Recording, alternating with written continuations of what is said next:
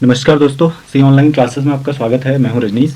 भारतीय संविधान पर जो हमारी लेक्चर्स की सीरीज चल रही है उसका ये 12वां लेक्चर है और इसमें हम संविधान के भाग 5 के बारे में पढ़ रहे हैं। भाग 5 में हम केंद्रीय कार्यपालिका में पहले लेक्चर में राष्ट्रपति के बारे में पढ़ेंगे। तो जो भाग 5 है उसमें अनुच्छेद 52 से 78 तक केंद्रीय कार्यपालिका का विस्तृत वर्णन मिलता है। केंद्रीय कार्यपालिका के अंतर्गत राष्ट्रपति, उपराष्ट्रपति, प्रधानमंत्री और मंत्रिमंडल को रखा गया है। पहले हम पढ़ेंगे इसमें भारत के राष्ट्रपति के बारे में। तो जो भारत का राष्ट्रपति है वो भारतीय संघ की कार्यपालिका का प्रधान होता है। मतलब जो हमारी संघ है, जो हमारा भारतीय संघ है, उसका मुखिया जो होता है वो राष्ट्रपति होता है। संघ मतलब केंद्र की कार्यपालिका की जो शक्तियां हैं वो राष्ट्रपति में निहित होती हैं। जितनी भी सारी शक्तियां होती हैं वो राष्ट्रपति में निहित होती हैं। राष्ट्रपति कार्यपालिका का औपचारिक प्रधान होता है तथा मंत्रिमंडल जो है वो वास्तविक कार्यपालिका का प्रधान होते हैं। जैसे प्रधानमंत्री, वास्तविक शक्तियां प्रधानमंत्री के पास होती हैं। भारतीय संविधान के अनुच्छेद 52 के अनुसार भारत का एक राष्ट्रपति होगा। तो राष्ट्रपति की व्यवस्था भारतीय संविधान के अनुच्छेद 52 से की गई है। अनुच्छेद 53 के अनुसार संघ की कार्यपालिका की शक्ति राष्ट्रपति में निहित होगी। तो हमें अनुच्छेद 53 बताता है कि संघ की कार्यपालिका की शक्तियां राष्ट्रपति में निहित होंगी। राष्ट्रपति के लिए योग्यताएं, जो किसी व्यक्ति को अगर राष्ट्रपति का चुनाव लड़ना है तो उसके पास क्या क्या योग्यताएं होनी चाहिए। संविधान के अनुच्छेद 58 के अनुसार कोई व्यक्ति राष्ट्रपति होने के लिए निम्नलिखित योग्यताएं उसमें होनी चाहिए। मतलब अनुच्छेद 58 में राष्ट्रपति की योग्यताओं के बारे में बात की गई है। तो पहली योग्यता जो है वो भारत का नागरिक होना चाहिए। 35 वर्ष की आयु पूरा कर चुका हो, लोकसभा के सदस्य निर्वाचित किए जाने योग्य हो, संघ या राज्य सरकार के अधीन किसी लाभ के पद पे न हो। पहली बात तो है वो भारत का नागरिक होना चाहिए, 35 से ज़्यादा उम्र का होना चाहिए, लोकसभा के सदस्य निर्वाचित किए जाने लायक होना चाहिए और संघ या राज्य के अधीन, सरकार के अधीन किसी पद पे नहीं होना चाहिए। राष्ट्रपति का निर्वाचन, तो राष्ट्रपति के निर्वाचन की व्यवस्था अनुच्छेद 54 में है। इसके अनुसार राष्ट्रपति का निर्वाचन अप्रत्यक्ष रूप से आनुपातिक प्रतिनिधित्व पद्धति के अनुसार एकल संक्रमणीय मत प्रणाली के माध्यम से एक निर्वाचक मंडल करता है। और जो निर्वाचक मंडल होता है उसमें संसद के दोनों सदनों के निर्वाचित सदस्य, प्रत्येक राज्य की विधानसभाओं के निर्वाचित सदस्य, दिल्ली और पुडुचेरी संघ राज्यों के विधानसभाओं के निर्वाचित सदस्य शामिल होते हैं और ये सब लोग मिलके राष्ट्रपति का चुनाव करते हैं। और जो दिल्ली और पुडुचेरी के सदस्यों की को जोड़ा गया तो ये 70वें संविधान संशोधन 1992 द्वारा जोड़ा गया था। राष्ट्रपति के निर्वाचन में उत्तर प्रदेश के विधायक का मूल्य सर्वाधिक 208 होता है और सबसे कम मूल्य सिक्किम के विधायक का होता है 7। तो जो वोटिंग की जाती है, जैसे वोटिंग जब राष्ट्रपति चुनाव होते हैं तो आपने सुना होगा कि फलाने प्रत्याशी को इतने मिले या किसी के बारे में कि इसको 7 लाख इतने मिले। तो इनमें से जो मत होते हैं उसमें सबसे ज़्यादा मतों, एक विधायक के मत का मूल्य जो होता है सब 208 वोट के बराबर होता है और सिक्किम के विधायक का 7 होता है। राष्ट्रपति उम्मीदवार के लिए निर्वाचक मंडल के जो निर्वाचक मंडल है, सांसद और विधायक, उनमें से 50 लोग प्रस्तावक होने चाहिए और 50 लोग अनुमोदक होने चाहिए, अलग अलग 50 लोग। उसके बाद नामांकन दाखिल होता है और नामांकन दाखिल के समय 15,000 रुपये की वो एक सिक्योरिटी जमा करनी पड़ती है, जमानत जमा करनी पड़ती है। राष्ट्रपति के निर्वाचन से संबंधित विवादों का निपटारा उच्चतम न्यायालय द्वारा किया जाता है। अगर राष्ट्रपति पे कोई विवाद है तो उसकी सुनवाई, उसका निपटारा, उस पर सारी जांच पड़ताल सुप्रीम कोर्ट कर सकता है। एक ही व्यक्ति जितनी बार चाहे उतनी बार देश का राष्ट्रपति बन सकता है। राष्ट्रपति का कार्यकाल एवं त्यागपत्र, अनुच्छेद 365 के अनुसार राष्ट्रपति अपने पद ग्रहण की तिथि से 5 वर्ष की अवधि तक पद पर बने रह सकते हैं। जिस दिन वो इलेक्ट होते हैं, जिस दिन वो चुने जाते हैं, उस दिन से 5 वर्ष की अवधि तक। अपने पद की समाप्ति के बाद भी वो तब तक पद पर रहेंगे जब तक उनका उत्तराधिकारी पद ग्रहण नहीं कर लेता। मतलब चुनाव होता है और चुनाव के बाद जब तक दूसरा राष्ट्रपति चुनाव जीतने के बाद पद ग्रहण नहीं करता है तब तक जो पहले राष्ट्रपति हैं वही राष्ट्रपति होते हैं। पद धारण करने से पूर्व राष्ट्रपति को एक निर्धारित प्रपत्र पर भारत के मुख्य न्यायाधीश अथवा उनकी अनुपस्थिति में उच्चतम न्यायालय के वरिष्ठतम न्यायाधीश के सम्मुख शपथ लेनी पड़ती है। तो राष्ट्रपति मुख्य न्यायाधीश के सम्मुख शपथ लेते हैं। अगर मुख्य न्यायाधीश उपस्थित नहीं है तो एक किसी सीनियर जज के सामने उनको सुप्रीम कोर्ट के शपथ लेनी होती है। तो ये क्वेश्चन पूछा जाता है कि राष्ट्रपति शपथ किसके सामने लेते हैं। तो राष्ट्रपति शपथ लेते हैं उच्चतम न्यायालय के मुख्य न्यायाधीश या किसी वरिष्ठतम न्यायाधीश, अगर मुख्य न्यायाधीश नहीं है तो। अपने कार्यकाल के मध्य में भी राष्ट्रपति त्यागपत्र उपराष्ट्रपति को सौंप सकते हैं, जिसकी सूचना उपराष्ट्रपति लोकसभा अध्यक्ष को तुरंत दे देते हैं। अगर राष्ट्रपति अपना त्यागपत्र देते हैं तो वो देंगे किसको? उपराष्ट्रपति को। तो ये क्वेश्चन पूछा जाता है कि राष्ट्रपति अपना त्यागपत्र किसे देते हैं? तो राष्ट्रपति अपने त्यागपत्र देते हैं उपराष्ट्रपति को और उपराष्ट्रपति इसकी सूचना देते हैं लोकसभा अध्यक्ष को।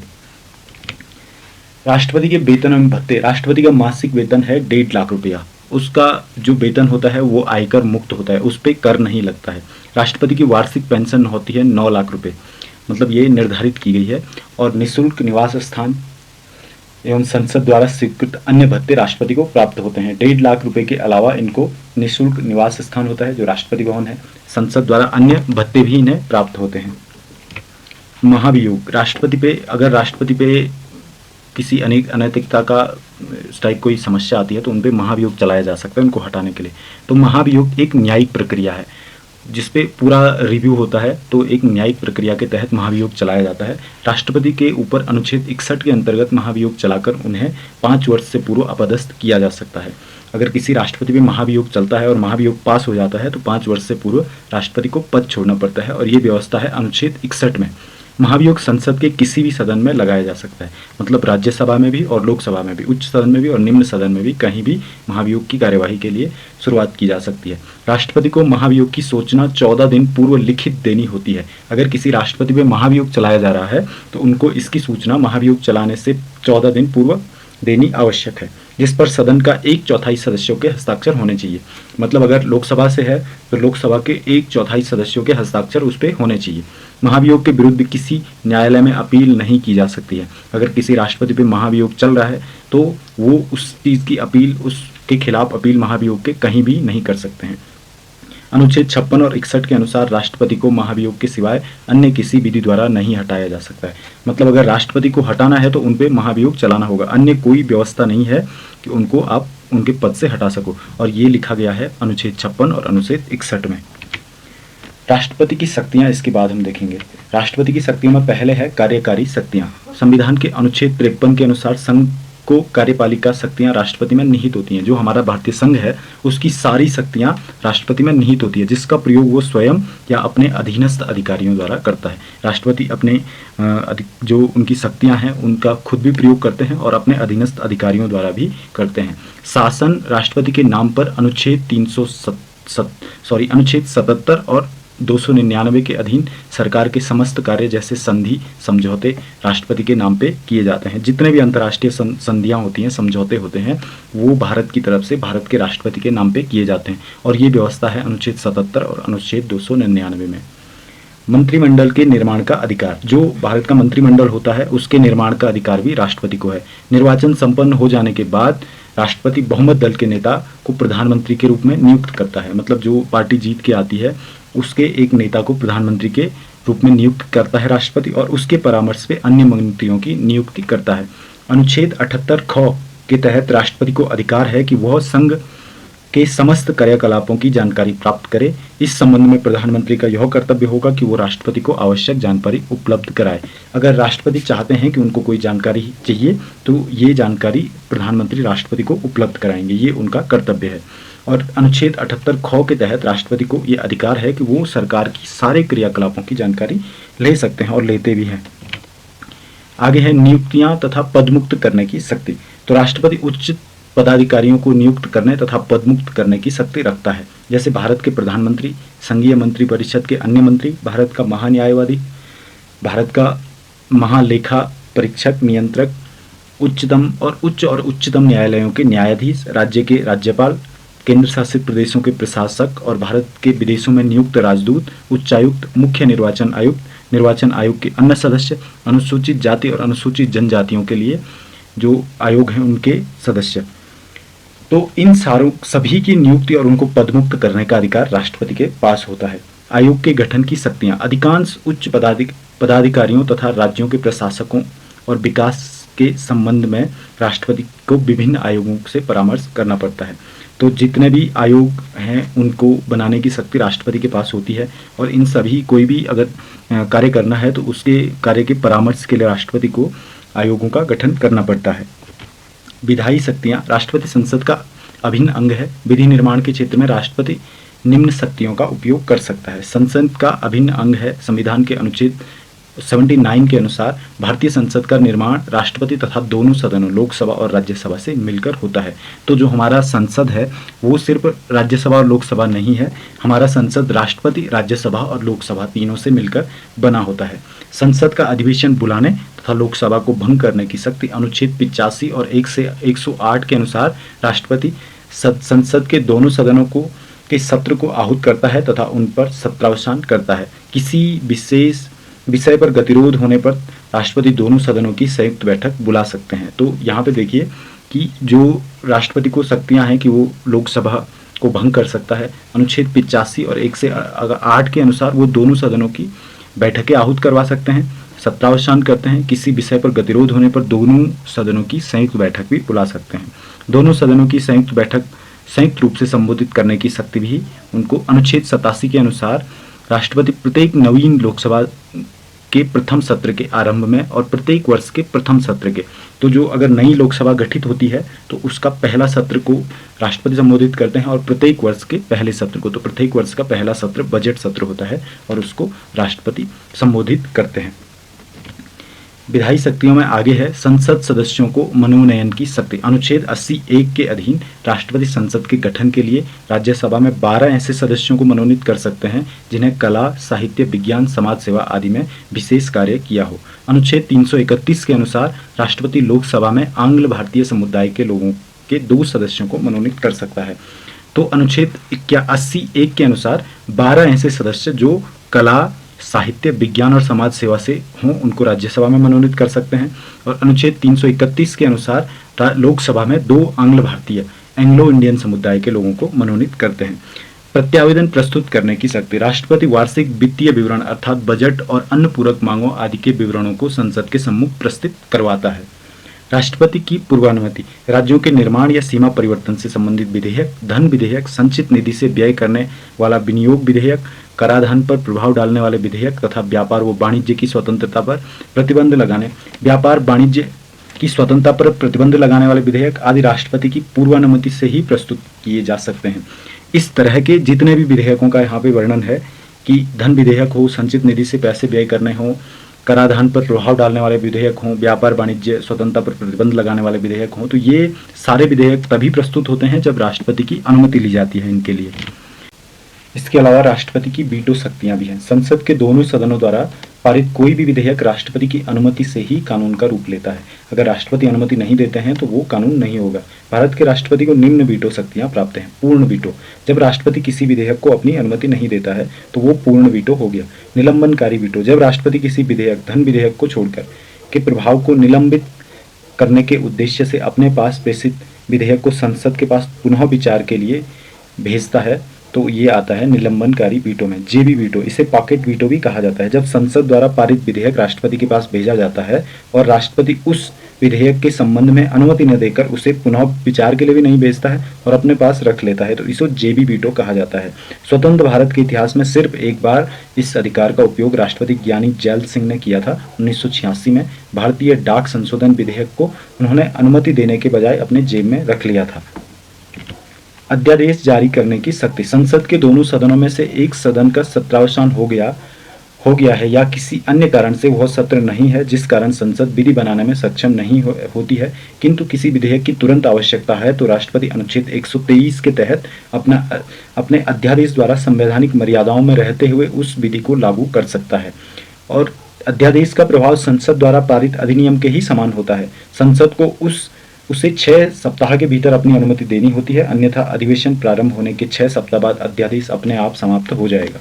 तो अध्यादेश शॉर्ट टर्म के लिए राष्ट्रपति के द्वारा कानून बनाए जाते हैं। सैन्य शक्तियां। राष्ट्रपति देश की सशस्त्र सेनाओं, जल, थल और वायु सेनाओं का सर्वोच्च सेनापति होता है। तो ये सारी जो हमारी सेनाएं हैं वो राष्ट्रपति के आदेश पर ही कार्य करती हैं। न्यायिक शक्तियां। न्यायाधीश नियुक्त करने की शक्ति। अनुच्छेद 124 के अनुसार राष्ट्रपति को उच्चतम न्यायालय और उच्च न्यायालय के न्यायाधीशों को नियुक्त करने की शक्ति प्राप्त है। तो जो हमारे हाई कोर्ट और सुप्रीम कोर्ट होते हैं उनके जजों को अपॉइंट करने की शक्ति राष्ट्रपति के पास होती है।